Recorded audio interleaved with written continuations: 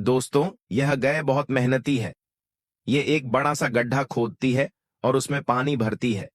फिर वह उसमें बहुत सारी मछलियां छोड़ देती है। कुछ दिनों बाद वहां एक भालू आता है और मछलियों को पकड़कर खाने लगता है। गाय उसे मना करती है, लेकिन भालू गुस्से में आकर गाय पर हमला कर देता है और उसे पटक कर फेंक देता है। गाय रोते हुए पुलिस स्टेशन फोन करती है। थोड़ी देर में पुलिस वहां पहुंचती है। गाय रो रोकर पुलिस को सारी बात बताती है।